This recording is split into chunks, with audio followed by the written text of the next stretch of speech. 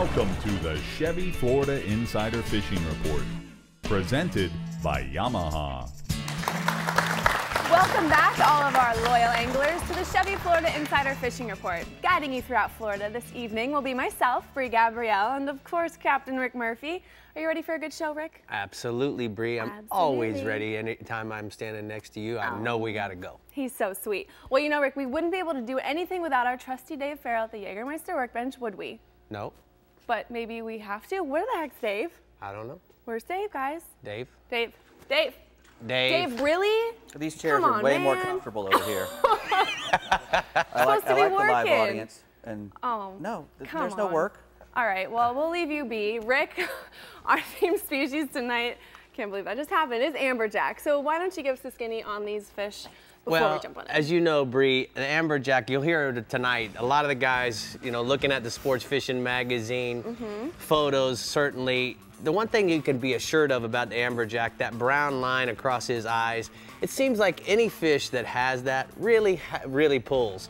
Mangrove snapper, but look at the V-tail. The V-tail is certainly one of the things that makes fish really do extraordinary runs. The other thing that make Amberjacks, they really are tough fighters, and the reason why is their bladder from way down deep doesn't blow up like a grouper or like a snapper. So you have to literally fight them all the way to the surface. You're gonna hear some guys refer to them as reef donkeys. And you know what, they really are. They're the mules of the reef for sure. Very interesting. Okay, guys, tonight we'll be starting in the Panhandle region with Captain Pat Deneen as he tells us what we can expect to catch for this weekend. Hey, Pat. Hey, Bree. Yeah, the season opens for Amberjack next week, on August 1st. And I can tell you what, the charter boats are definitely looking forward to it, because all the high natural bottom and also the metal wrecks in 80-plus feet of water are holding plenty of Amberjacks. The biggest fish are definitely on the deeper sites furthest from the passes. The closer spots have plenty of jacks, but often these are the sub-legal or barely legal fish. The best baits to fish for these jacks are going to be hardy swimmers like blue runners and thread fins. Amberjacks like their baits moving really fast, or their jigs moving really fast. So if you're fishing the live baits, use an appropriate amount of lead for the depth and current that you're fishing in. Slip sinker rig with maybe 10 to 15 feet of 50 to 80 pound leader, and then drop that bait down to the depth that you're marking the fish and hold on. The shallower wrecks are holding the fish, and the shallower the wrecks with very little current, you can often chum them to the surface or tease them to the surface with a popper, and then switch them over to the fly rod with a popper or a crease fly. And they're a really popular game fish in the Panhandle, not just for their fighting ability, but also for their food fish ability. I mean, we like to eat grilled Amberjack, and we enjoy that quite a bit. All right, Pat, what do you have for me offshore, buddy? Staying offshore, Rick, the swordfish the last couple of weeks have been really good. There's been some big swordfish caught. Other than the last 3 days of past weekend, the weather's been completely perfect for going offshore and spending overnight trips sword fishing. Good areas to fish are 900 to 1,400 foot depths of the DeSoto Canyon, the spur, and the steps. Set up drifts in these areas. Rig your Boston mackerel, your squids, or your other baits on a circle hook with 15 to 20 feet of 200 to 300 pound leader. Attach your weight and your light source above the leader, and then stagger your base at depths from 50 to 300 feet. The fish our sizes are varying from 15 to 300 pounds, so you never know what you're going to hook into. So 50 to 80 pound class tackle is suggested. There's a photo of a 280 pound swordfish caught last week by Captain Tony Davis on the Anastasia, and they voted that fish after a 4-hour fight on 50-pound tackle, and I think they were wishing they had heavier tackle on that one. Well, Tony's a good fisherman, isn't he, Pat? Yeah, Tony is the man. All right, let's go inshore. Inshore, the tarpon fishing has been very good along the Panhandle beaches since early July. Apalachicola, they're in Indian Pass, West Pass, and also along the beaches of St. Vincent Island. Over there, you want to drift a live or a dead pogie around the bait schools. Look for the tarpon either rolling around these schools or busting on the baits, and then fish those areas in that muddy water over in Appalachia. You can get away with 100-pound leaders and large circle hooks. But if you're going to fish for them on the clear waters west of there, all the way west of Pensacola, set up on anchor just off that second sandbar. Find a quiet section of the beach where there's not a whole lot of boat traffic, and then sight cast these fish as they're migrating to the west. Use 50 to 60-pound fluorocarbon leaders, a 7-aught circle hook, and bait it up with a cigar minnow, a herring, or any other really live small small live bait. And don't be afraid to use a dead bait. I've caught plenty of them on dead baits. The average size fish are 60 to 80 pounds, but some are well over 100 pounds, so, be ready for those guys. And there's a photo there of Kelsey Dean and her stepfather, Joel Trout. And we were tarpon fishing, but we caught a bonus cobia, so you never know what's going to come swimming down the beach. You got to be prepared for everything. What else you have inshore, Pat? Speckled trout, Rick, over in Fort St. Joe. There's a really good speckled trout bite going on. The best bite is early in the morning and late in the afternoon on the flats on the north end of the bay. All the scalloping activity in the south end of the bay has kind of pushed a lot of those fish further north. The topwater bait, like a bone-colored skitterwalk, or even a midwater bait like a bass assassin sea shad rigged on a worm hook, is going to do real well for you. If you want to use live baits, use a small pilchard or a small menhaden on a float or free line. You're also going to get bites from redfish, bluefish, ladyfish, and Spanish mackerel. So it's kind of a variety bite. There's some good-sized trout being caught, 5 to 7 pounds. So it sounds like the trout bite at St. Joe Bay is on fire. All right, great report. Thanks for starting us off, Pat. We're going to go ahead and take a look at the blue water outrigger hotspots from the Panhandle region. Captain Pat says, inshore, tarpon on the Oskaloosa Island Pier. Early in the morning and late in the afternoon, use soft swim baits and live baits. And then offshore, Mexico Beach buoy line near the shore reefs, artificial reefs, and king mackerel on live baits. Controlled swimming plugs, Bree. One fish, two fish, redfish, bluefish. I know. You heard him say that? I've heard him. I heard him. All right, next up, we're heading to the northeast region to Captain Russell Theron's waters. Let's hear it, Russ. Hey, Bree. Hey, Rick. Absolutely. We've got some great amberjack fishing here. And most amberjack are caught, all year round here as long as the water temperature is above 70 degrees. One of the better months to target the amberjack is during the spawn in the spring in the month of April. Now, most of the amberjack are all caught just over the 120 to 180 foot of water over the artificial reefs and wrecks. Now, a great spot and an easy spot to remember, AH for the amberjack hole. And it's only about 9.5 miles northeast from the SJ, which is the St. John's buoy, at the mouth of the St. John's River. Now, when you're targeting these amberjack, you definitely want to use heavy rods loaded with at least 50-pound test line. Now, like what Pat said, you want to use a slip sinker or whatever weight is necessary to get you down through the current and to the bite. Now, what you want to do is tie on about 10 feet of 180 to 100-pound fluorocarbon shock leader, and with a VMC 7/0 circle hook. That works really great. Some of the best baits that we have in our region that we can fish for amberjack are pinfish and grunts, or you can use a bucktail jig tipped with a squid, and Williamson lures make some great butterfly jigs also. The typical amberjack are going to run anywhere from 20 to 60 pounds. All right, staying offshore, Russell, what do you got? Rick, the tarpon that have been offshore and along the beaches are also moving into the inshore waters. The tarpon bite is getting better. Now, what you want to do is find pogies to cast nets so you can use them for chum, and drift your chum by floating or with cut pogies so that they would sink in about 25 to 35 foot of water. Now, watch for the tarpon as they begin to feed on the floating chum line. Your bait should look just like the floating chum, and that's why our fresh hole pogie really works the best. The tarpon are running anywhere from 70 to 120 pounds. All right, what do you got inshore, bud? Inshore, Rick, and we want to talk again about redfish.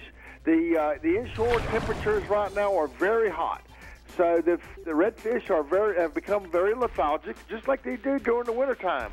So this is the time of year we always want to downsize our lures and downsize our flies, or use live or dead bait, possibly to get the bite. Now, rotate your fishing spots or hunt some new ones. Early morning bite's going to work best regardless of the tide. Some of the best search lures to use are like the topwater plugs, like the Rapala Skitterwalk, or you could use like Excalibur Spook Jr. The best live baits is a live shrimp or a small fingerling mullet, or you can use a small piece of blue crab. That always works real well too. The best redfish bait that I like, if you cut up as a quarter of a blue crab and let that, what I call dead sticking, where you'll basically let the fish come to them, especially if the tide's moving out. Typical size redfish are going to run 3 to 7 pounds.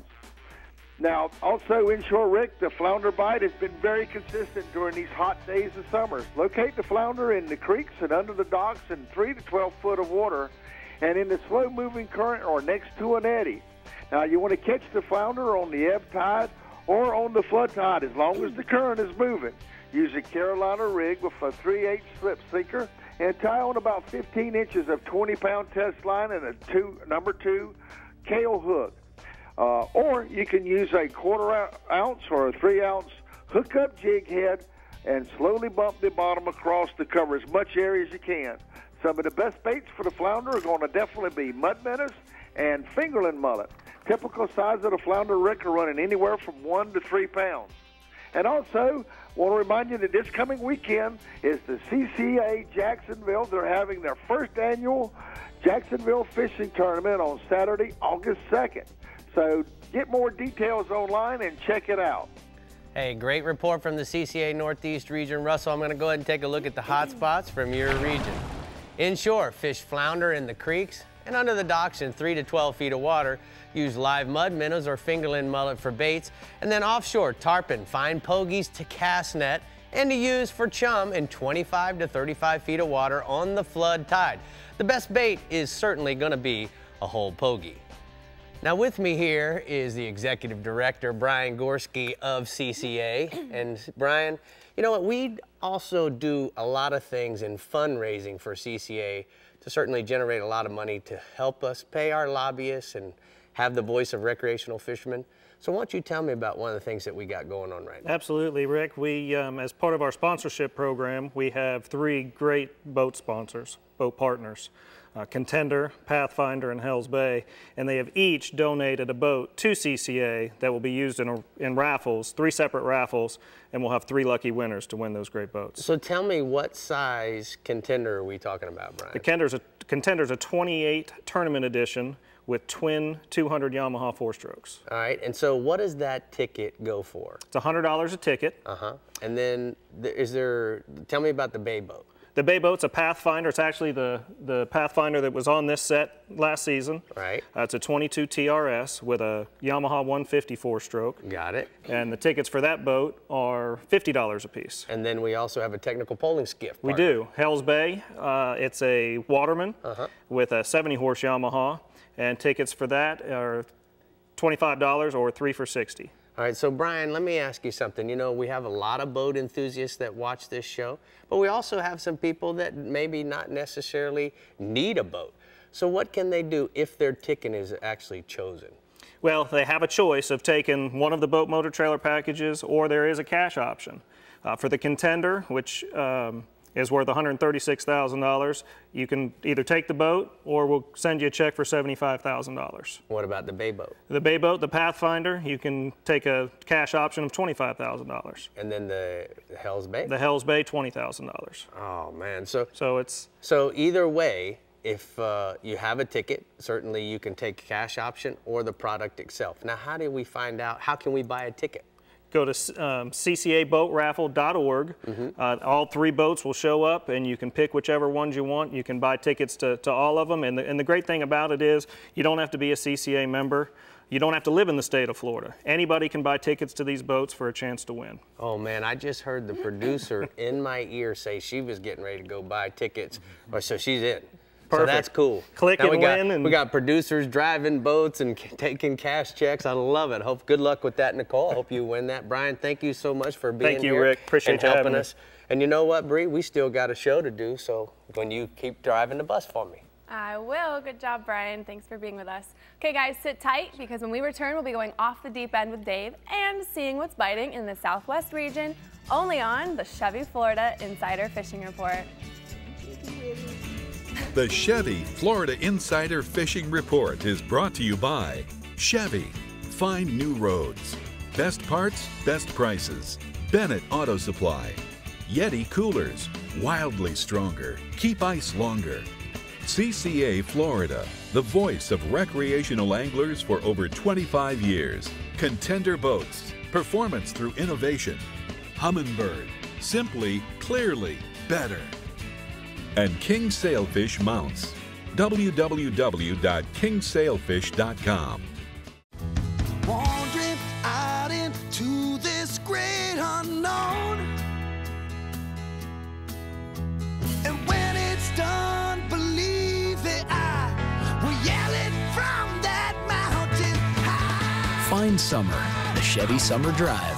Get 0% financing for 72 months plus a total value of $4,000 on this 2014 Silverado All-Star Edition and no monthly payments until the end of summer. Find new roads at your local Chevy dealer. Yamaha's next generation V6 4-strokes are changing the game. Mid-range power was awesome. Fuel, the burn, it's unbelievable. Couldn't believe the speed and the fuel economy is pretty impressive. I mean, I couldn't believe the power. It was like it was more like doing a quarter mile on a drag strip. And them things are like, it's a whole other game. So I made the switch. Experience the difference for yourself during the Yamaha Discover V6 Offshore Demo Tour. See why we call it the Game Changer. It's been said that a bad day of fishing is better than a good day at the office. But down here in the Florida Keys, we have to disagree. Because with over 200 of the world's best charter boat captains and guides, there's no such thing as a bad day of fishing. The Florida Keys and Key West.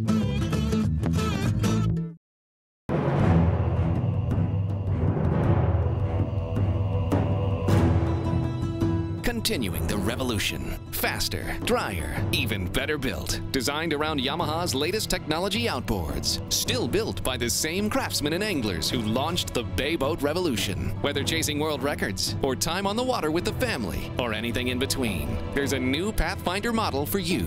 Pathfinder, #1 for a reason, still.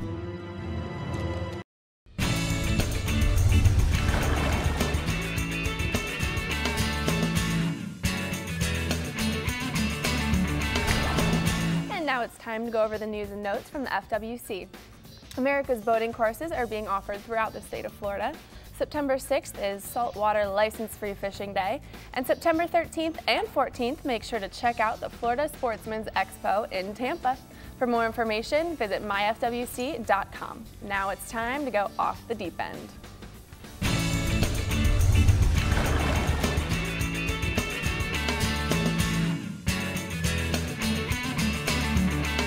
Well, hummingbirds off the deep end here at the Jägermeister Workbench, Dave. We're going way off the deep end. And man, Amberjacks, they will make you want to jump off the deep end. Yeah, I'll tell you, one of the first trips I took as an editor for Sport Fishing magazine, I think, I was down in Key West, and we were in 400 feet of water off an old submarine wreck there, and we were fishing for amberjack.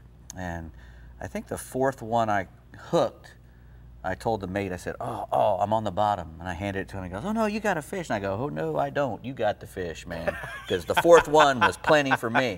They were all between 80 and 100 pounds in 400 feet of water. And that was back in the day, you know, when there was a lot more amberjack around. There was a huge commercial push on amberjacks in the early 90s to the mid 90s, and it really hammered the population for a while. And it was very easy to go out and catch 80 to 90, even 100-pound amberjacks on a lot of the wrecks.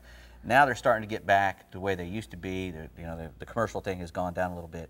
But you know, any place where you go fishing in 60 feet of water or more, and there's some wrecks or a reef down there, and you go over that wreck or reef, and you see that little chevron above the wreck. Mm-hmm. You know that you're going to be in for trouble. And usually the first indication that you have that there's amberjacks, besides seeing them on the sounder, is if you hook anything on the bottom and you try to bring it up, it gets eaten. And it's either a shark or an amberjack. Right. And it gets to the point where you can't get a lot of the fish that you're trying to catch on the bottom up through the amberjack if there's a lot of them there. Let me ask you, is there a secret to taking your baits to get them past the amberjack to get to a grouper? Well, you can. You can put a big weight on them and sling them down as fast as you can. You know, you can put a free spool and sometimes you'll spin up. But if you put a nice couple swivels on there and just rocket it to the bottom with a big chunk of weight and have a breakaway weight, you can sometimes crush through them through that. So is that a myth? I heard about guys taking paper bags and putting their bait in the paper bag. Oh, I've never heard of that, but I couldn't imagine why it wouldn't work. You mean the inshore guy going to tell you how to do something? It might not. Yeah, it might work. It'll keep I'm going to make a note to himself. It'll keep them from seeing it, because if they see that live bait, that's what triggers the strike. And all the stuff that we use that isn't a live bait, you know, mimics a live bait. Any of the jigs, the Shimano jigs, the butterfly jigs, the Williamsons, you know, any of these jigs will work on both the grouper and the amberjack. If the amberjack are there, like I said, you drop that sucker all the way to the bottom and you just boom, boom, boom, as fast as you can up through the water column. If you get halfway up and you don't get a bite, drop it again. Right. And you just keep doing the same thing, and you're going to get piled on. Now, when you're using a live bait, you're going to want to use a real strong, I like to use circle hooks for everything now, because I'm usually letting amberjacks go. Patty likes to eat them. I don't care for them to eat, especially when they get really big. The bigger they are, the less you want to eat them. So the small guys you might want to keep and eat. And the small guys you can actually get up on the surface when you're chumming. If you get on an area, those shallow wrecks in the those Gulf. little guys will come up and they'll eat these plugs, and that's when the fun starts. Yeah, you get to watch them. You get to watch them eat, and that's the best thing about using topwater plug for any species, is you get to watch them bite. But for amberjacks and most jackfish in particular, the strikes on the surface are spectacular, and the fight is going to be just brutal. They do not give up, and so you're going to want to use a good belt. You know, AFCO makes a ton of belts, and a shoulder harness. Now, we were just down in Miami the other day, and the fishing was a little slow when we were doing our Marlin University. So Ray Rocher and the boys were saying, "Hey, let's get the girl, you know, fitted up and have her catch a amberjack." And they got this frail little girl. She probably weighed 110 pounds, and they had her all jacked up and all this stuff. And I'm going, this is a recipe for disaster, because we had a bait this big, and I knew the amberjack that was going to eat it was going to crush her, and sure enough, it crushed her. but you know, that's just one of the things that's good about the amberjack. They're very prevalent. They're very big, and they're not picky. When you find them, you're going to get them. They've saved a lot of charter boats. It's a day saver. Yeah, it's the day saver. All right, well, you're my saver over here, bud. I appreciate all this great information. And speaking of savior, there she is sitting there. Okay, Bree. Transition, Rick. Thank you. Come on. All right, now we're going way down south to the Southwest region, where Captain Ron Houston is going to tell us a few things when it comes to hooking it up. Well, like always, it's a pleasure being here. You know, when you fish for the amberjacks on the southwest coast of Florida, obviously you'll hear it both on the east coast and west coast in this show.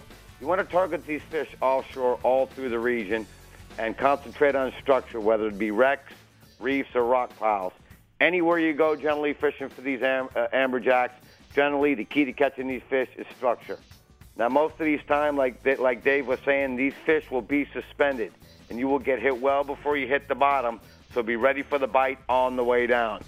Now, I strongly recommend using heavy tackle for the amberjacks, and prepare to fight these fish for quite some time, and it can become tiresome, especially with the heat we're having this time of year hooking up on the amberjacks. You know, strongly recommended, use heavy tackle for the amberjacks. Prime baits, once you find them, can be just about anything that you drop down, whether it be pinfish, herring, bucktails, speed jigs, butterflies, and vertical jigs. Any large live baits drop down. You know, on my side of the coast, the fish average anywhere from about 20 to 40 pounds, with fish up to 60 pounds. Like I say, be fitted right, use heavy tackle, watch the weather right now when you're fishing for them, because it gets hot and it will be quite tiresome. But other than that, all in the region, you know, like I've been mentioning over the years, we have had an outstanding red and gag grouper bite all through the region. Now, this bite, like I said, is going on all through the region. Now, you know, reports have been good anywhere from 50 to 60 feet, but, you know, some guys are having to weed through these fish in order to get keeper-sized fish.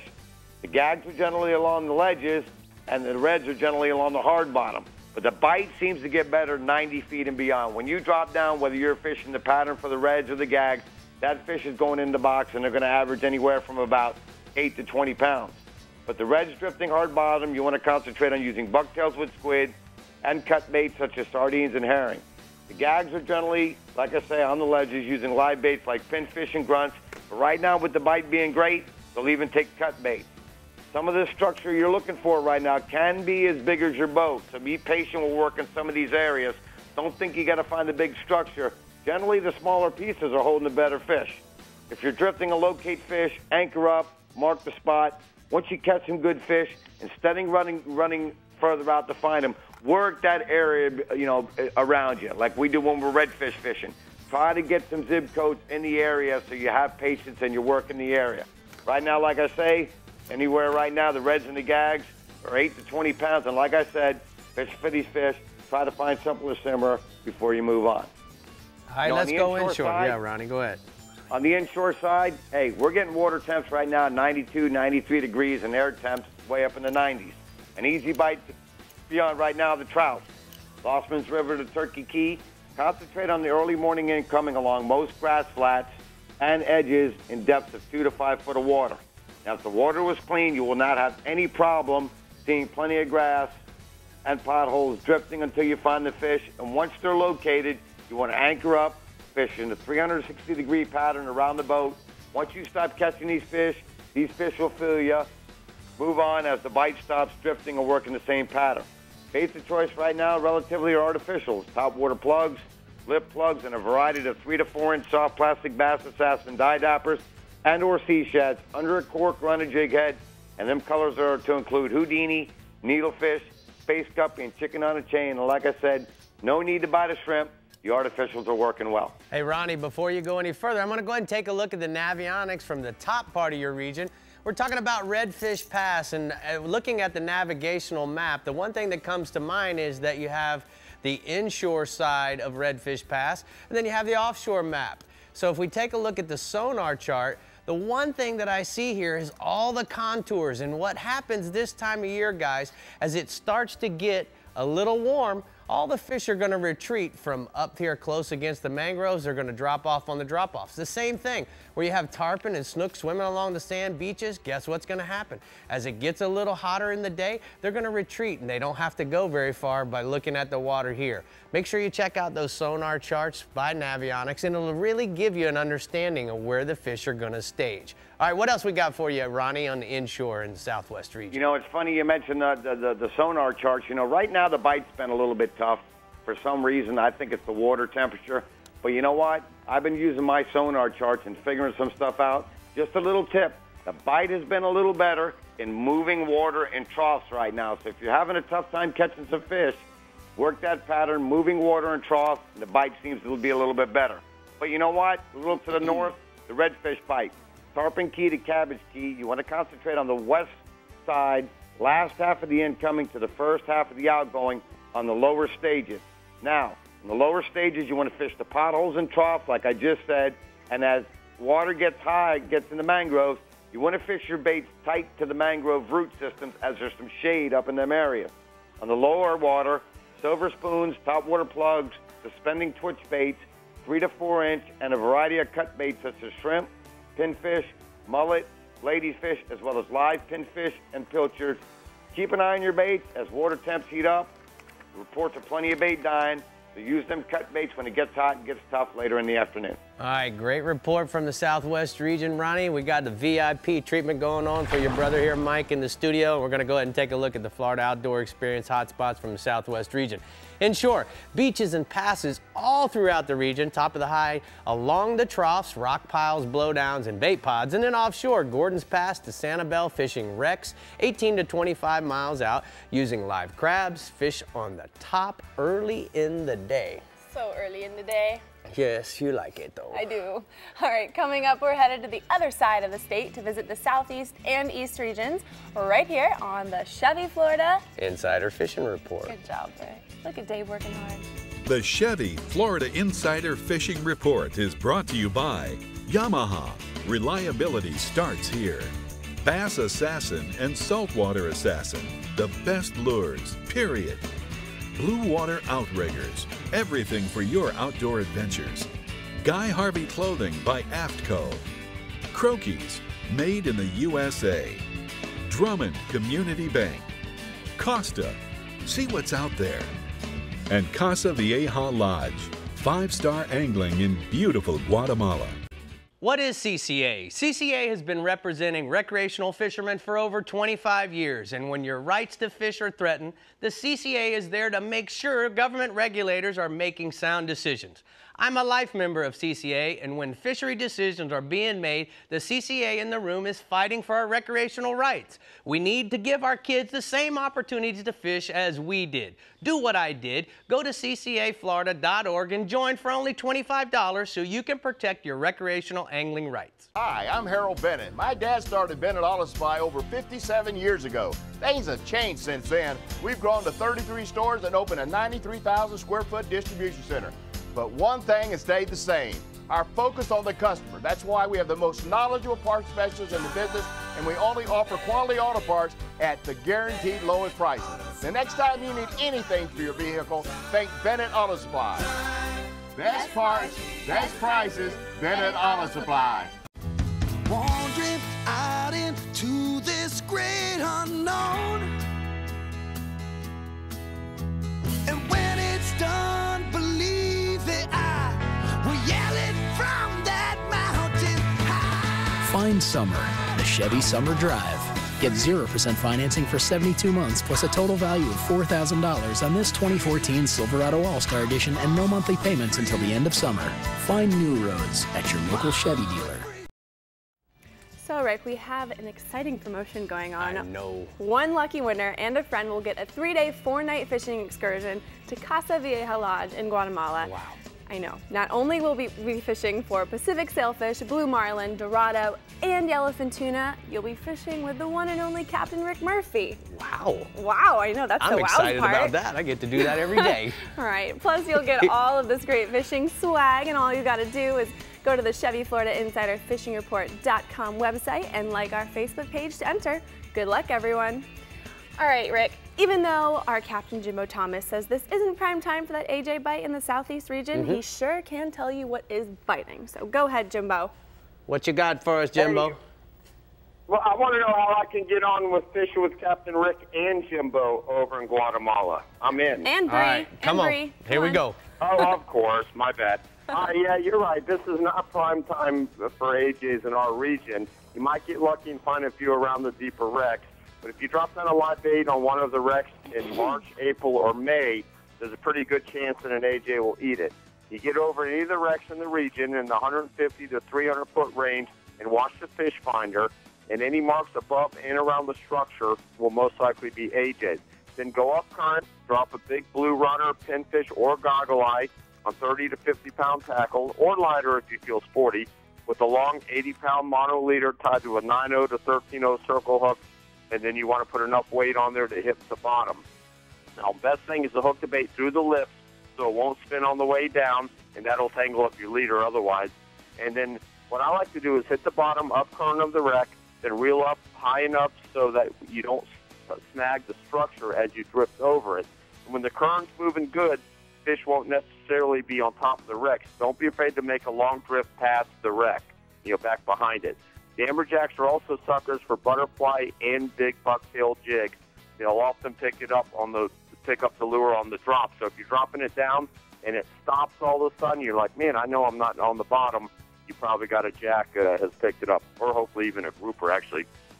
And they usually don't waste any time biting. So if you make a couple of drifts over the wreck and you don't get a bite, move on to the next spot until you locate the fish. The average size nowadays is around 30 pounds, with larger fish not uncommon by any means. And if you have a fishing buddy that you're not too happy with, you want to punish him, a big AJ is the way to do it. Now, I got a photo here, and this is what Amberjacks look like. This is about a 40-pounder that we caught on a live blue runner off Key Biscayne aboard. Now, staying offshore, dolphin bite is still pretty good. Best deal is to head offshore and look for dolphin anywhere from 10 to 20 miles offshore. And it's pretty much like it's been the last month. Dolphin fishing seems to be a lot better this summer than in the past few. It's been very consistent. Lately, most of the fish have been decent-sized schoolies in the 5 to 7 pound range with a few larger ones mixed. All right, They have been feeding along the weed lines and scattered sargassum.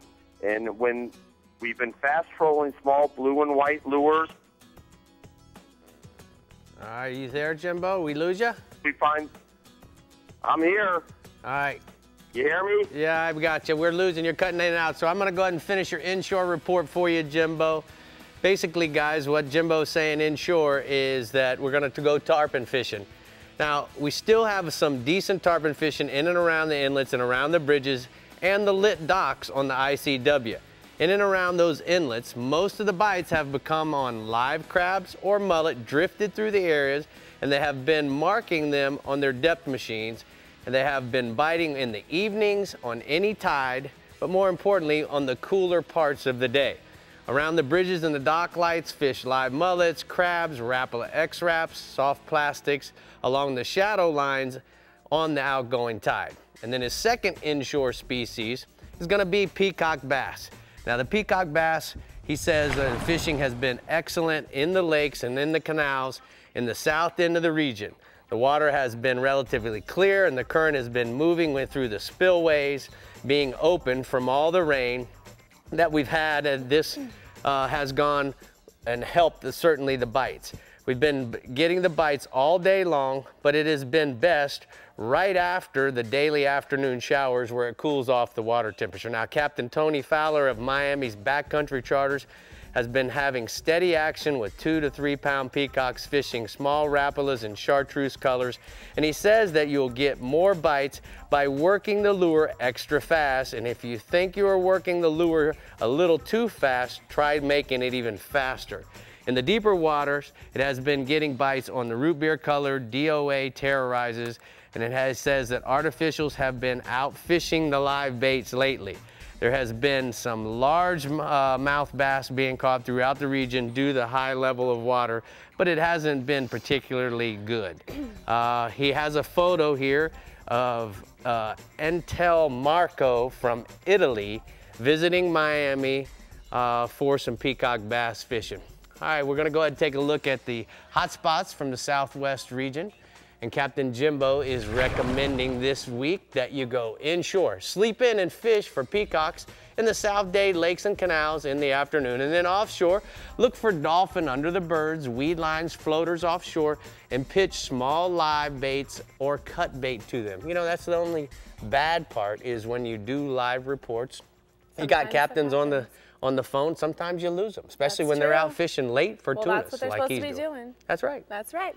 Take a breather, Rick. Oh. All right, let's have a chat with Captain Mike Holliday, where the AJs in the East region can be caught shallow, but if you want to find a doozy, you got to go to the reefs and wrecks in 180 feet or more. But you know all about that, don't you, Mike? I do, Bray. That's the key, man. The deeper the wreck, the bigger the fish. My region is pretty much covered up with AJs this time of the year. Some of the better wrecks to fish are the Mullifin, the Kenham, the David T., the Wickstrom, down in Palm Beach County, the Andy, and the Skycliff wrecks, as well as the bottom in 160 feet of water off Fort Pierce. You know, you basically make a drift over the area, spot where the fish are holding, motor back up current, do another drift, deploy the baits to the depth where you mark the fish. I'll use my Humminbird, look back, I'll throw like a Vortex or an Abyss jigging spoon and watch it drop down on my bottom machine all the way into the school of fish and then start jigging them and get them. 50 to 80-pound tackle, 120-pound fluorocarbon leader. That's all you really need. For live baits, blue runner, a goggle eye, even a big mullet will catch some of the bigger fish. Everything from a thread fin to a sardine or a grunt or a croaker will get a bite. Average reef donkey in my area is going to be 12 to 25 pounds. A lot of fish pushing that 50-pound mark on the deeper wrecks. The other thing we got going, it just continues to be the best summer for dolphin fishing that I've seen in about 15 years, with lots of small fish being caught on a regular basis, along with the occasional big fish being taken out deep. All those big fish are coming out in deep water. The best dolphin fishing, though, is off St. Lucie County in 100 to 200 feet of water. But there's sort of fish spread throughout the entire region, as shallow as 50 feet of water and as deep as far as the horizon you can go. A lot of weeds out there. A lot of the weed doesn't have fish on it. So, you cover water, you stop and look in an area. If you're trolling a weed line and you don't have fish, pick up and move. Find a depth that's holding the fish, or look for those weed lines that are holding a lot of scattered bait on it. You can always troll to cover water. If you're just targeting dolphin, the way to roll is probably to carry some binoculars and a live well full of live baits and just run from one floating object to the next. pitch the baits up against anything floating. If nothing shows, move to the next thing. There's a lot of peanuts in close. Almost all the fish over 15 pounds are coming from 200 feet of water or more. I got a photo. While the rest of his family slept in, Dave Chafin got out early, caught this big bull off Stewart. He was back at the dock in time for a late breakfast, so it pays to get up and fish before everybody else does. Yeah, those Guy Harvey guys really know how to catch them. Good job there, Dave. They're serious, too, about that, too. Those Yeah. Guy Harvey guys are out on the water every day, man. All right, inshore. Let's go, Mike. Well, the bait showed up well in the June Pier, so the nighttime catch and release snook action has been outstanding in the last week or so. There's been good schools of fish also in the inlets. Jupiter Inlet's holding some really big fish right now, and I was talking to Captain Ed Zayak of Jensen Beach. He's averaging 20 snook a trip, fishing around the St. Lucie Inlet with live sardines or pinfish. And there's also a nice school of juvenile pilchards on the South Jetty and Fort Pierce with snook that are 3 to 12 pounds all over them for the fly guys that like to fish that around the inlets. The baits that dive deep, like sardines, threadfins, croakers, and pinfish, they work best at the inlets. But along the shorelines inside the inlets, you can catch that 4-inch saltwater assassin sea shad in either chicken on a chain or Houdini colors and work that drop off in 3 feet of water and do well. Hopestown Beach also has a lot of fish on it. Lipless crankbaits, big swim baits like a dye dapper in the mullet colors. They're pretty deadly at first light. Average snook you're going to find on the beach is going to be 8 to 12 pounds with fish over 25 pounds in the mix. I got a photo there.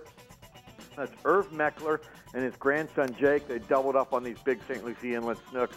We were fishing out of the Pathfinder 2300 HPS step haul, throwing live baits. So snook bites on. My region is also known for big trout, but not big numbers of trout. But right now you can catch good numbers of mostly smaller fish in that 12 to 18-inch range by working the outside edges of the minnow and pilchard schools on the west side of the Indian River, basically like from Walton Road all the way up to the power lines. And then on the east side of the river, around Middle Cove or Bear Point, and even down south towards Nettles Island.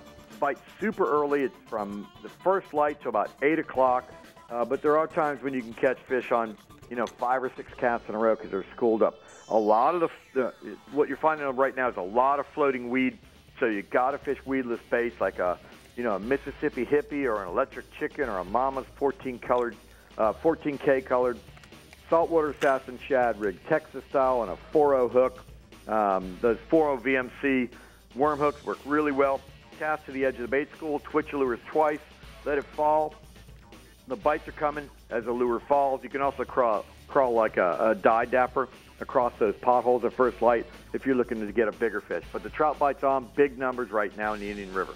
All right, we got to go bass fishing, so give it to me, bud. Well, the bass bite remains hot in the Stick Marsh Farm 13 Reservoir in Fellsmere. Good numbers of fish and also lots of big fish. The key right now, it's so hot, find the moving water. Whether that's up in Farm 13 around the pump house or the spillway or wherever the canals are intersecting and that water's moving. Moving water's cooler. That makes the fish more active. June bug, glitter-colored worms, rig Texas style or Senko style, or even Carolina rig to get you a lot of action, as well as will a shad-colored lipless crankbait, or at first light, white buzzbait churn through the woods going to do really well. The fish are schooled up, so where you find one, stay in that area because there's going to be schooled fish. The best stuff's over by mid-morning, so get on the water early, off the water early with 20 fish or more before it gets hot. You're going to have a 5 or 6 pounder in that limit. Good report from the Bennett Auto Supply East region. We're going to go ahead and take a look at the hot spots brought to you by waterwaycafe.com. Inshore, spotted sea trout on the double bars off Middle Cove. Mississippi hippie and Houdini colors sea shads are going to work well for those. And then offshore, sailfish, dolphin, kingfish in 70 to 120 feet of water from the power plant to Fort Pierce Inlet. Live sardines or trolled ballyhoo brie would probably increase your odds. That'd be good. All right, well, Rick, while we were at ICAST last week, we saw some awesome products that will be on the market soon. And when we come back, Dave's going to show us some of those awesome products on our new product segment. And then we'll be heading over to the Central West region. We'll be right back. Goody, goody, goody, goody gumdrop. The Chevy Florida Insider Fishing Report is brought to you by the Florida Keys and Key West. Come as you are. Hookup Lures, premium lures for serious anglers. FWC, the Florida Fish and Wildlife Conservation Commission. Guy Harvey, artist, explorer, marine scientist, conservationist, diver, and fisherman. La Jolla Resort, a place for family and fishermen. Maverick Boat Company, makers of premium boat brands, Maverick, Hughes, and Pathfinder. Navionics, we start where the road ends. It's 200 streamlined horsepower of Yamaha forward thinking. The all-new F200 inline 4-stroke.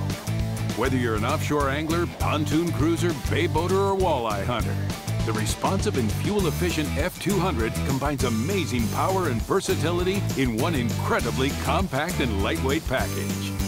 The all-new F200. Legendary Yamaha reliability and the freedom of forward thinking.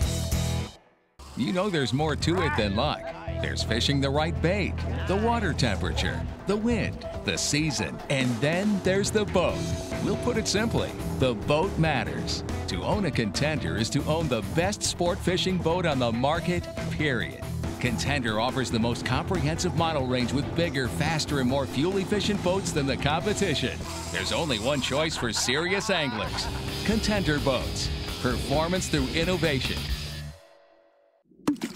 Oh, there he is. Hey, you! Yeah. Fat boy, you can't get none of this. Look at me. I got moves. I go land, I go right, I go left again. Watch it. Oh, there it is. Psych!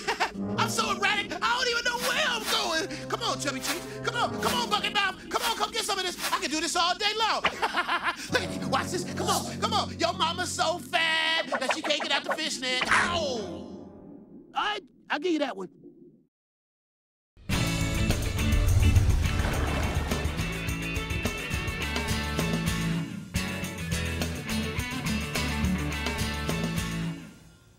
Hey, you know, we're here off of the deep end, Jägermeister workbench. Where are we? We're the new products. We're over here talking about new products, and I got distracted and forgot where we were, and now I know. Well, pick up those Croakies. Okay, I'm picking up the Croakies. These are the ones you were wearing, actually. Yeah. The Croakies, these are the Arc Endless. And what's cool about these is you can adjust them. Yeah, like this. Let's show me. Yeah, Let me just show you. So you put them on, and you see how they stick out behind your head. Well, the one thing that's cool about them is, one, you can adjust them up and down. They're articulating. And then you can also adjust the length so that they're not sticking out. Sometimes, Dave, when they stick way out, I've seen guys that are tall, they'll be walking past a rod holder on a T-top or something, and it catches you. Well, now you have the ability you never had to worry adjust about that, did you? Maybe going under a fence or something? I didn't say it happened to me, Dave. But these are really great. They got the nice nylon on them too, and they're very adjustable. Plus, these things pop right off, and you can put another one in. It pops back in there, and you can put another one on. And they come with 2 sets. So if you got little cheaters, little thin, arms, like the arms on the glasses are real thin. Yeah. You can do that. Good. Okay, now That's awesome. Now we have the Williamson, the 8-inch fillet knife. These are really nice. These are made by the same guys who make the Rapalas. The Rapalas, the fillet knives have always been Martini really nice. knives. The Martinis, correct. And very nice stainless steel, sharpened, hand-honed edge. They do every one by hand. It's a full tang, goes all the way through there. Nice. I saw the factory where they make You these went to the knives factory? in Lithuania. Really? Yeah, last year when we went there to do a raffle I would have said show. it was Italian. No. It's Martini. Yeah, it's awesome. Williamson's new 8-inch slim fillet. This is actually a medium, but it's very flimsy. So You it like? works good. I like it a lot. Yes. I like it. Very nice. Now we got some. These are AFTCO board shorts. We got 2 different kinds. This is the Salvo board short. And what's really good about these is they have a nice waterproof coating. These have a 2-way stretch, which means they stretch 2 ways. These jokers stretch 4 ways, but they have a nice plier pocket, really deep front pockets, which I always like to have because everything falls out of the little shallow pockets they put in these. I like to have the deep pockets. They have another pocket on this side and one in the back. Now, these are called the fishing short, and these have the 4-way stretch. Very stretchable in every direction. very elastic, and these also have the belt loops. I like to have a belt. Well, that's because we're old. I guess so. It's because I have a big belly is what it is, and my waist disappeared, and so is my butt. But it has a nice, I like to wear these because I wear tools on a belt. Me too. I wear a cutter and a pair of pliers on a belt. So I like to have all my shorts to have a belt to begin with anyway. And they have, the thing is the pocket here for your tools. Correct. You can put your plier. The thing I like is it closes up so your plier is separated, it doesn't fall out. Right, and these are all deep pockets too, and that always helps when you have a nice deep pocket. All right. The last thing we have is the Ultimate Ears from, it's a Boom Ultimate Ears 360. Yeah. And that's the little doodad. You can hook this up to your iPhone or whatever and play tunes through it. I tried to do it before. I don't know if it'll work or not, but we'll see. Can you make it work there, Dave? I don't know if we can Turn make the volume it work. I tried. It's going to boy. blow us out of here if it goes. Yeah. But anyway, what's good about this thing is you can put it on your boat, you hook it up to your phone, play all your tunes through your phone or your any tablet. It's water resistant. It's not waterproof. You don't want to chunk it in, but you can put this on your boat and you don't have to worry about it getting wet. Kathy bought this for me for my birthday, and I haven't seen it. Ridge and Colin have confidence. They're amazing. I've got a little tiny one that's not as good as this on my boat, and they are amazing because you never have to worry about having a radio, and you never have to worry about getting out of range. You don't have to worry about paying the satellite thing. These little, there's a ton of them, but this is the Boom from Ultimate Ears. Boom. 360 around. Speaking of Boom, we got a Yamaha Summer Sales Choice event, Dave, and it started July 15th, and it's going to go through September 5th. So what that means is you can get 5 years of warranty protection or $750 in dealer credit. And it's obviously, it's a promotion that in all the 4-stroke motors up to 200 horsepower. Awesome. I need to take my new motor back and get a deal.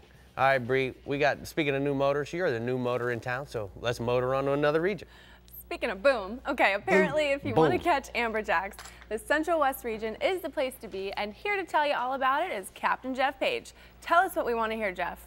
All right, Miss Bree. You know, in the Starbright Central West region, we don't have a shortage of Amberjacks at all, and they can be found on wrecks, artificial reefs, in as close as 7 miles. And if you like catching them on wrecks and reefs, you can bet they're going to be hanging around. Also, you can catch them in a variety of with a variety of methods. First, catch them on your standard bottom rigs while you're grouper fishing. A lot of times it happens by mistake. You're dropping down a big pinfish or a big squirrelfish to catch you a grouper, and the AJ intercepts it on its way down. Or you're set up for it while you're grouper fishing and the AJs show up and you drop a rod down to them. Second, you can vertical jig them. One good tool that works for that is the Williamson Vortex jigs. They come in a variety of weights and colors, and there's special rods designed for vertical jigging, the Vortex jigs.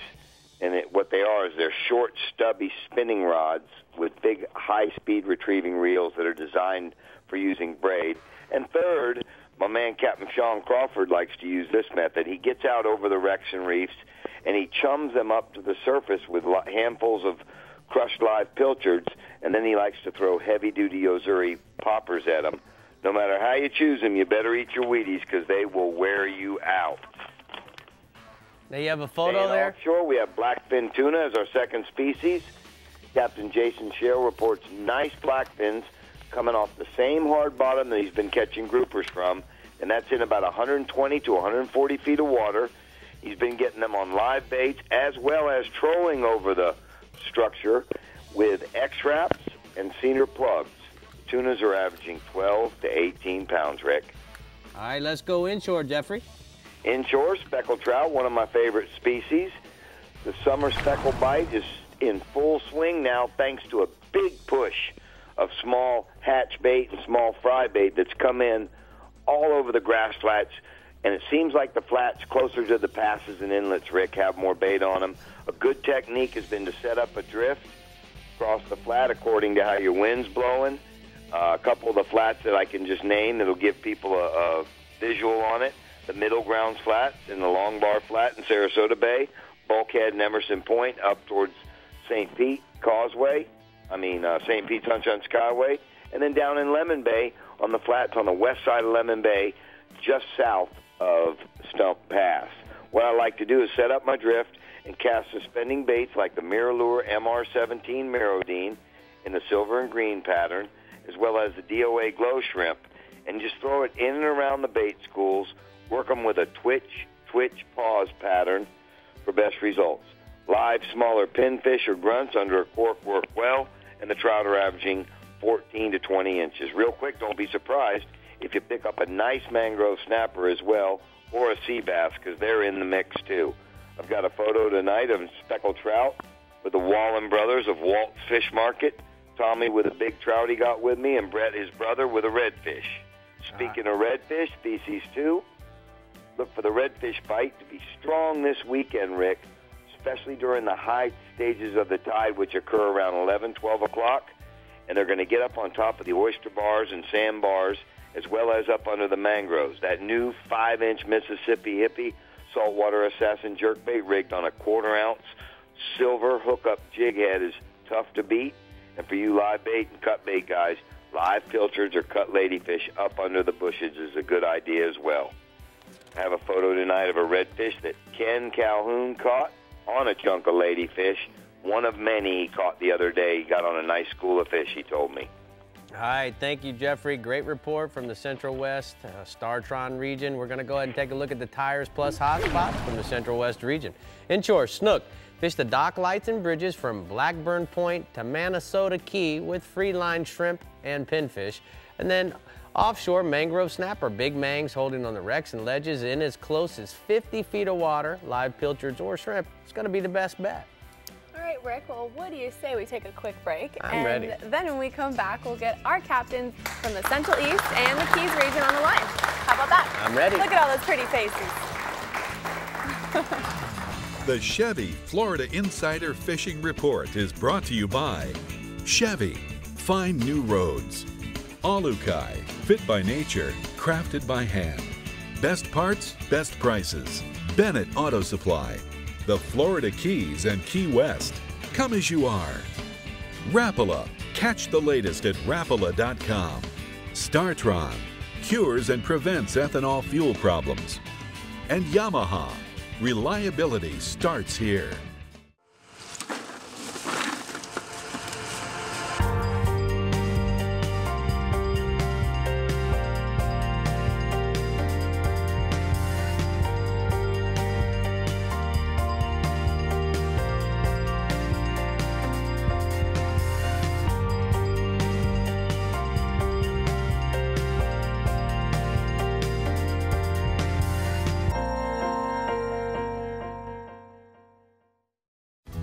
Wandering out into this great unknown. And when it's done, believe that I will yell it from that mountain high. Find summer, the Chevy Summer Drive. Get 0% financing for 72 months plus a total value of $4,000 on this 2014 Silverado All-Star Edition and no monthly payments until the end of summer. Find new roads at your local Chevy dealer.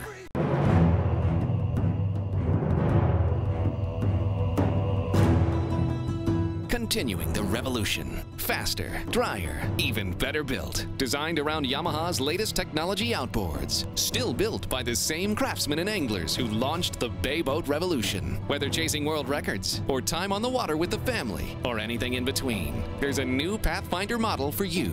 Pathfinder, #1 for a reason, still. I'm Captain Rick Murphy, and I'm a life member of CCA. Why am I so involved with CCA, you ask? Because I want our fisheries to be in better shape for my kids and their kids. CCA is working to ensure the future of recreational fisheries and the rights of recreational anglers. The future of fishing starts today with you. How do you want to leave things with your kids? If you're like me, you'll want to make the right choice and go to joinccaflorida.com right now. Welcome back, everyone. And something I know I'm looking forward to, as well as Rick, What's that? is our annual Kids Fishing Show, which is just around the corner. Wednesday, August 13th. We are inviting you and your little kidly winks to our studio for a great show all about kids and fishing. All you need to do is go to our website, ChevyFloridaInsiderFishingReport.com, and RSVP. Space is limited, so hurry on up. That is going to be so much fun. It is going to be. Oh Little gosh, I can't children wait. Running around. Children. So creepy. Okay, now up to cast is Captain Jim Ross from the Central East region, and he has quite the description when it comes to Amberjacks, who apparently play hard to get, to put it nicely. They sure do, Bree. You know, Amberjack are one tough customer, and You know, they have the ability to make grown men say things we just can't repeat on this television show. You know? But most of the amberjack we catch here in the Central East region are greater amberjack. But, you know, we also have lesser and almacos, which are also members of the jack family, or the amberjack family. And they're, you know, on a lot of our reefs and wrecks throughout the year. Now, we like to use live pinfish, pogies, and sardines, and croakers as well, especially, you know, when we're fishing on those heavy-duty VMC 83, 86 circle hooks that we like to drop down so much on our bottom rigs. Now, you know, our AJs usually run 30 to 50 pounds, but bigger fish are possible, you know, if you have the backbone to pull them up off the reef, that is. And whether you call them reef donkeys or like Rick, you know, calls them the House of Pain or some other expletive that we are not allowed to mention on the air, you will know that you were in a fight with an amberjack, even if you don't win the battle. Now, cobia is the other species that we have offshore this week. It's really interesting because we've been focusing on the red snapper, but we've been experiencing some pretty decent cobia on a lot of the reefs, and some of these fish are pretty sizable. Most of the fish are in the 120 to 150-foot depths, but, you know, Captain Glenn Austin out of Sebastian has been finding them in the 80 to 90-foot reefs down in that region. So, you know, while he's trying to catch triggerfish and mangroves, all of a sudden up pops the cobia. So you got to really like that. It's a nice little bonus when you're out there looking for those other species. Cut squid, sardine, menhaden are all working pretty good on a standard bottom rig. Or I like to use large hookup jigs as well. Now, some of the cobia we have are a little undersized. So, you know, if it looks marginal, go ahead and throw a net under it. Don't gaff it, just to be on the safe side. But most of these fish are scaling above that, you know, that mark and up into the 30-pound class. Now, rolling inshore we've got a lot of sharks right now. And, you know, they're feeding all along the nearshore waters and the beaches. Live and cut bait rigs on a wire leader are going to help you catch those fish. Most of them are less than 5 feet in length. But we've got scalloped hammerheads that we've been catching in the past couple of weeks that measure up to 7 or 8 feet as well. So, you know, you never know what you're going to get. It could be a 2-foot little black tip. It could be a 7 or 8-foot hammerhead. Also, in the nearshore Indian River and Banana River lagoons, we're finding bull sharks right now. Now, they're moving into that brackish water because there's a lot of bait fish, and they also move in there to help bear their young. Now, Captain Alex Gorichki of Merritt Island recently witnessed a large bull shark following a school of redfish while he was trying to fish for them out of his kayak up in the North Indian River. And I've got a picture of one of those typical little spinner sharks that we're talking about that you catch along the beaches or in the river right now. And they're sizable little fish, but, you know, a lot of nice pull to them, but not a whole lot to do on the dinner table. You have to get one that's 54 inches at the fork to be legal. So just be aware the difference between the black tip and the spinner is if you look at this picture, look at the anal fin on it. It doesn't have a black tip on the anal fin. That's generally how you can tell the difference between a black tip and a spinner, because spinners have to be much larger than black tips whenever you're keeping them. Now, the last fish we have is redfish, and they've been good again this week. You want to look for that Melbourne through Wabasso area because it's holding slot-sized fish. They're hanging around mullet schools, docks, and mangrove-covered shorelines down there. And in the central and northern portions of my region, the grass flats are where you want to fish. You want to fish them first thing in the morning, though, because midday those fish are dropping off to those deeper channel edges and deeper, you know, 4 to 5 foot depths out in those lagoons. Now, cut bait on a circle hook works pretty good, but you know what? You can always catch them on a saltwater assassin soft plastic jerkbait. They love to eat those things. So that's all I've got for this week, guys. All right, great report, Jim. We're going to go ahead and take a look at the hookup hotspot from the Central East region. Inshore, Haulover Canal area for oversized redfish, use cut crab or bait fish on a weighted rig with a 7385 circle hook. And then offshore, amberjacks on the cones, fish live baits on Williamson Vortex jigs over the structure in 240 to 260 feet of water. Now, you know, Bree, the one thing I wanted to ask you, what's on your wish list to go fishing for? Amberjack now. Amberjack, really? Yeah, I want to fight. You want to fight? I want to fight. You know, we're going to strap you in a big old belt and a big old harness. And that's fine. It's going to be a big old rod laying on the big old gunnel. I'm excited. Let's go for it. You sure? Yeah, I want to do it. Dave, you think she's up for it? I'm jonesing after all this talk. I need to go. Still gonna crush her like a grape. Whatever. I can handle it. All right, Bree, Sun's out, guns out. All right. Well, now we're going to head on down to visit Captain Randy Tao in the Keys, where amberjacks are definitely invited to eat at the popular kids' table. Hey, good evening, fish fans. Well, let me tell you something about Amberjack. When you hook up to one of these things, you are stepping into the house of pain. And we have Amberjacks on our ocean side from Key Largo to the dry Tortugas, along some reef area. Any of the wrecks and the offshore humps are kind of known places for these Amberjacks to get. And you're talking about a fish that really gives you a tug of war from the time you hook it to the time you get it to the boat. Now, a lot of these fish, they're on the structure, and the structure's in deep water. It may be as shallow as 100 feet, and it may be as deep as 500. So that's a big difference when you're fighting these things, and the way they want to pull back when you hook them, they just really give you a lot of bang for the buck. I'll tell you what, a live blue runner, a live goggle eye, certainly a live bait of that choice is your best bet to drop down for these. Now, you're going to want to have a pretty heavy rod. Like Rick was saying, I see guys that strap into the fighting harness to catch these things because they do pull. Once you hook them, you know you've got something on, and you're going to fight them for quite a while. Now, a lot of the guys that have caught an amberjack in the past, we love to see new anglers catch these amberjacks and experience what it's like. You're going to want to fish at least 50-pound line on these. Now, depending on what kind of structure you're on, you might want a little bit heavier, but certainly a heavier rod, 100-pound leader, and that live bait, and enough lead to get it down, that's going to work for you pretty well. So certainly the amberjacks are our go-to fish around here. We have quite a few at times, and they're a lot of fun for people to catch, but I've caught my share, and if I don't catch another one, that's okay. All right, Randy, let's stay offshore. What do you got for me?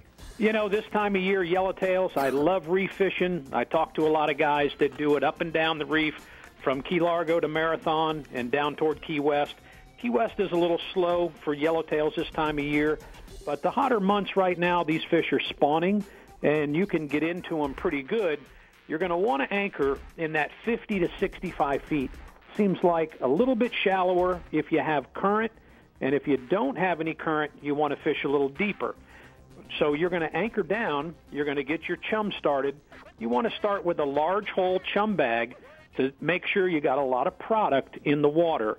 Once you've got your chum working, and give it time. Don't start fishing right away. Give your time, yourself a little time for the chum to work and to get out there.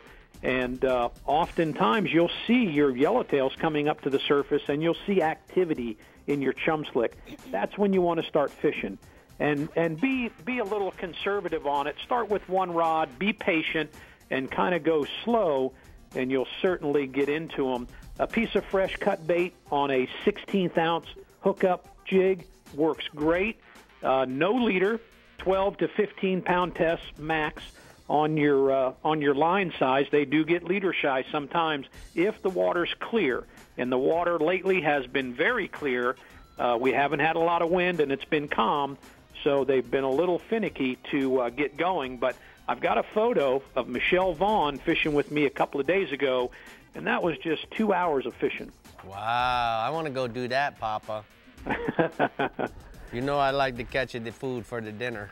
Oh, I know. Been there. All right, let's go inshore.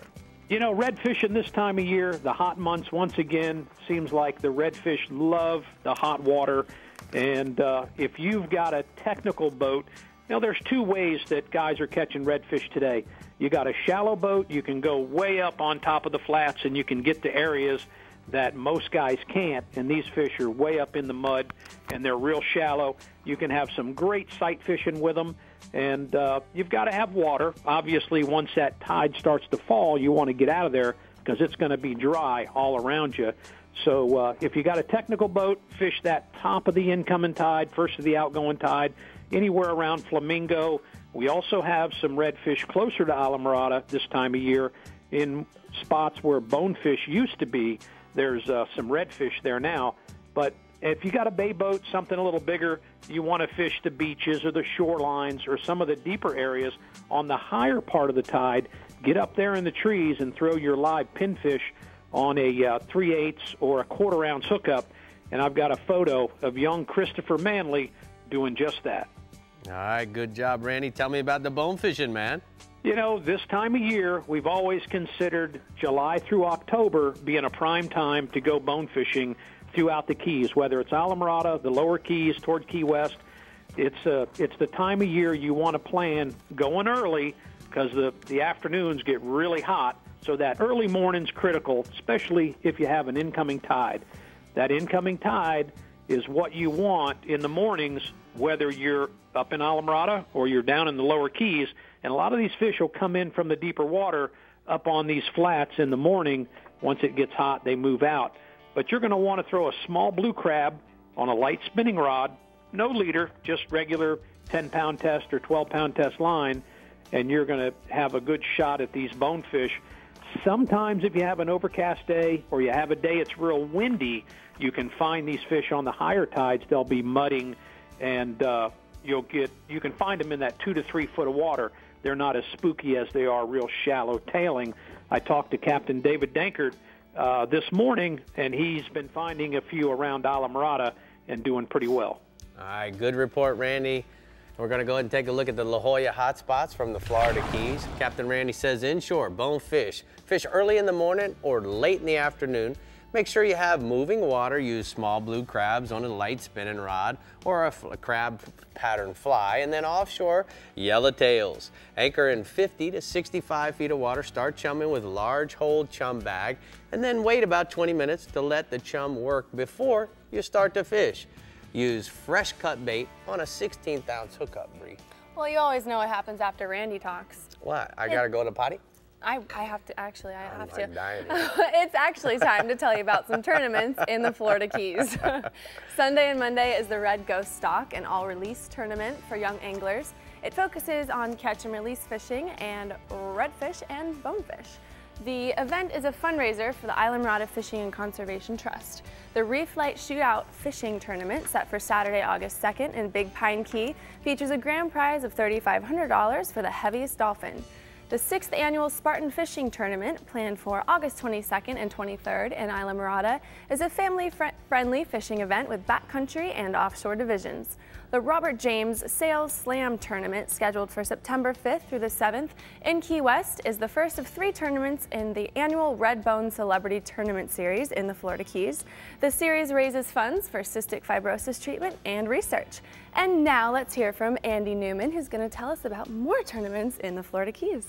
Hey, Bree, we're going to do something a little bit different tonight and show you a few scenes from last weekend's Drambuie Key West Marlin Tournament. Now, the Marlin Tournament had 180 participants.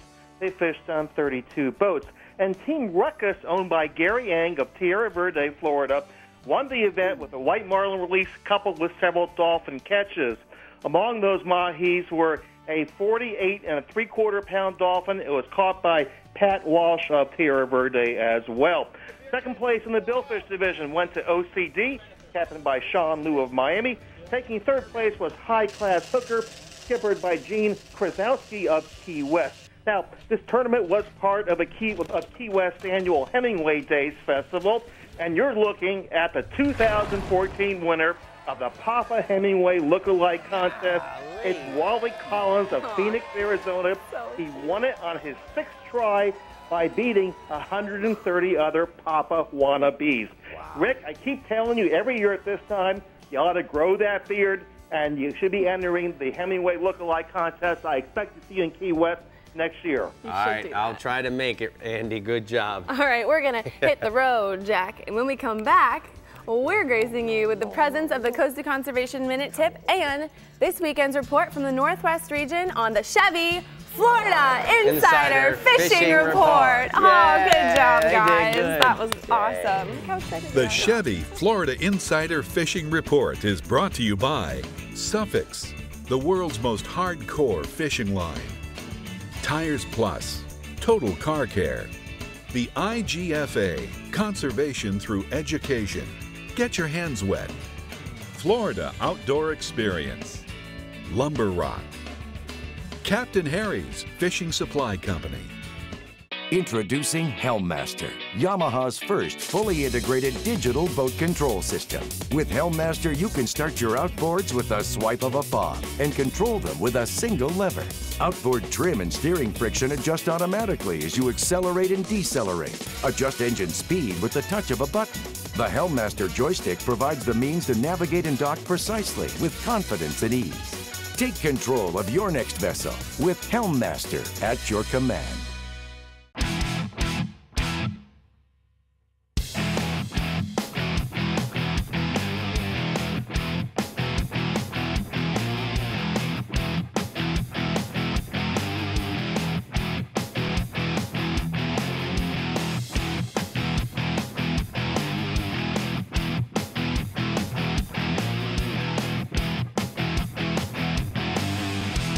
Casa Vieja Lodge, Guatemala. StarTron is a multifunctional fuel additive that uses enzyme technology. StarTron cures and prevents ethanol fuel problems.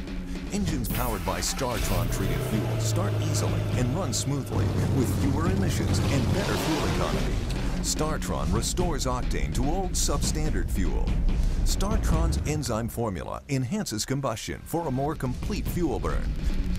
StarTron, it's not the engine, it's the fuel. Wandering out into this great unknown.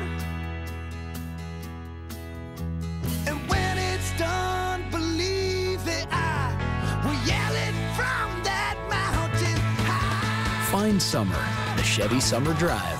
Get 0% financing for 72 months plus a total value of $4,000 on this 2014 Silverado All-Star Edition and no monthly payments until the end of summer. Find new roads at your local Chevy dealer.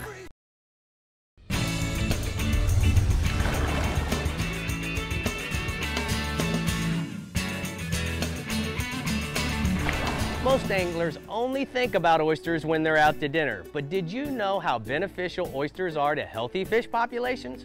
Oysters are filter feeders. They intake food and oxygen by pumping massive amounts of water across their gills. And in fact, while feeding, oysters intake viruses, bacteria, phytoplankton, algae, sediment, and chemical contaminants found in the water column. One adult oyster can filter 50 gallons of water in a 24-hour period. Oyster reefs also function as wave breaks for fish habitat. They offer shoreline protection from storms by breaking powerful wave energy before it reaches the water's edge, reducing shoreline erosion. Globally, oysters have declined by 85%, thus becoming the most severely impacted marine habitat on Earth. In order to reduce the decline in Florida, the Department of Environmental Protection and other organizations like CCA participated in an oyster reef restoration project statewide. Go to ccaflorida.org to learn more about how you can get involved and how to protect and restore our marine resources. Do you like to eat oysters, Bree? No. I do. Okay. Just saying. Last but certainly not least is our fun friend from the Northwest region, Captain Jeff Hageman, or cordially known as the Hagster. All right, let's finish it off with a bang, Captain. We got plenty of amberjack in my region, usually found in anywhere from 60 feet of water on out. Reef, rock piles, springs in our region are holding the fish average anywhere from 35 to 45 pounds. Fish up to 70 pounds have been caught. Pinfish, pigfish. Amberjack really like to chase down baits, and I've mentioned this before in the report.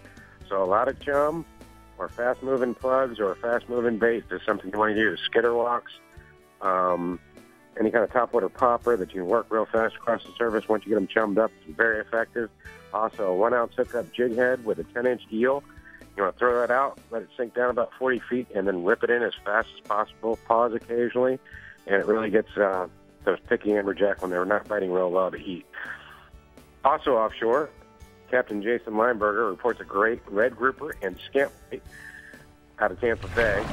Right now, he's fishing anywhere from 65 to 75 feet of water in the Tampa Bay St. Pete area over flat rock and Swiss cheese bottom. He's using live pinfish, cut sardines, lighter leaders for the scamps, anywhere from 60-pound fluorocarbon leader with a 6.0 circle hook on a standard bottom rig starting well.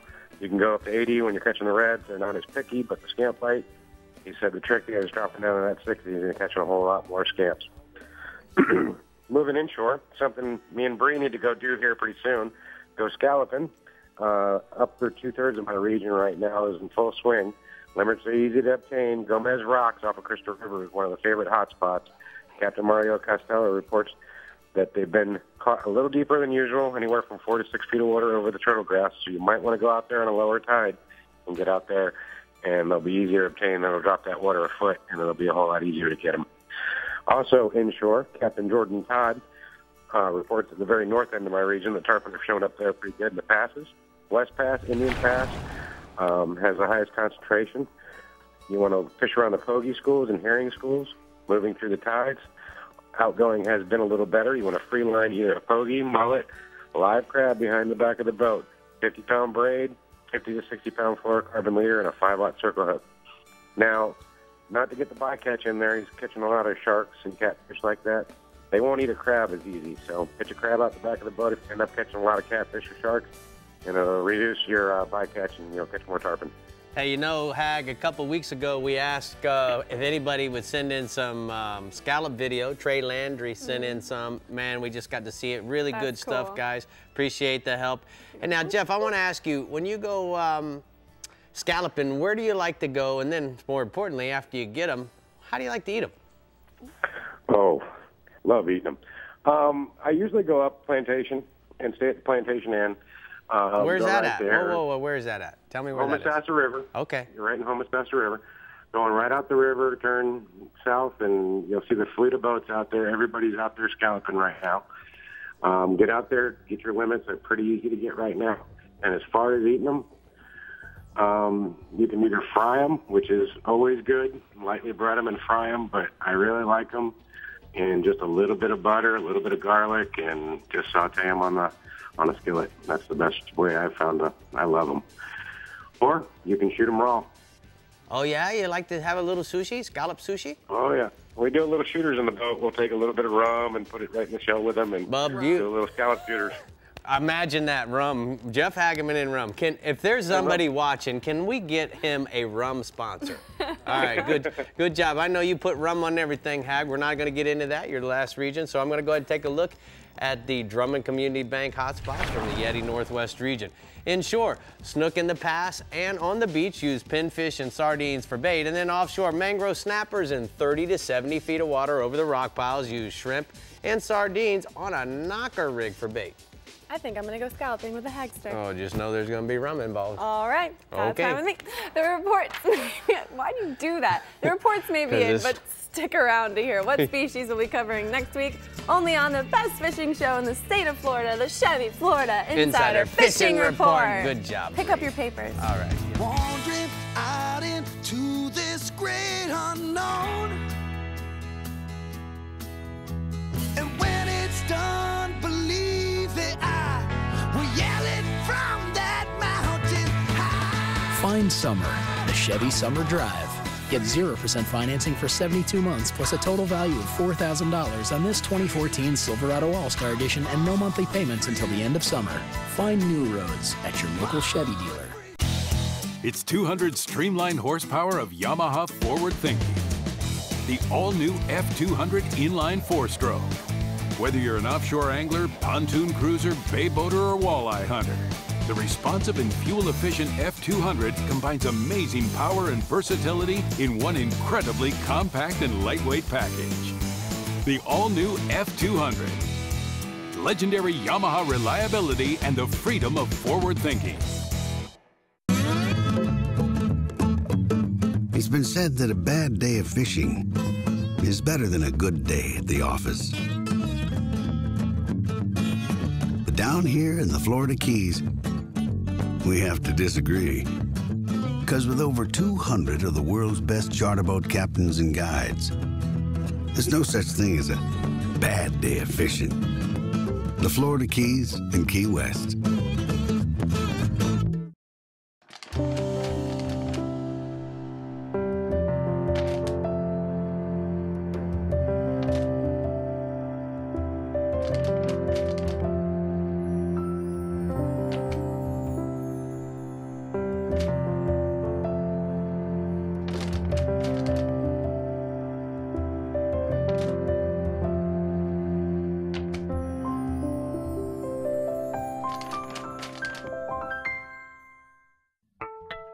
Thanks for tuning in to the Chevy Florida Insider Fishing Report. Be sure to like us on Facebook and follow us on Instagram and Twitter to keep up with all of our captains, contests, and appearances. You don't ever have to miss a show. You can find full episodes of the Chevy Florida Insider Fishing Report right on your YouTube channel. And don't forget to check out our website for fishing reports in your region. Visit www.ChevyFloridaInsiderFishingReport.com where you'll find everything you need to know to stay connected. Next week on the Chevy Florida Insider Fishing Report, we are talking sharks. So make sure to tune in to Sun Sports every Thursday. Plus, you can catch repeats of the Chevy Florida Insider Fishing Report on Fridays and Saturdays. Check your local listings for times. Well, guys, look where we are. Yeah, man, we're in the live audience. You look so comfortable. Hey, guys, thank you so much for coming in. We appreciate everybody coming in. Hey, Bree, what are you going to do this weekend? What am I going to do this weekend? Are you going to go fishing? I'm going to go fishing. I'm going to try to go fishing. I know Dave's getting ready to go home. He's going to go bass fishing on the golf course. Just like you guys. Good to me. Hey, thank you so much for watching. That's you Ronnie guys Houston's brother right there. Mike Houston, yay! Thanks for coming in.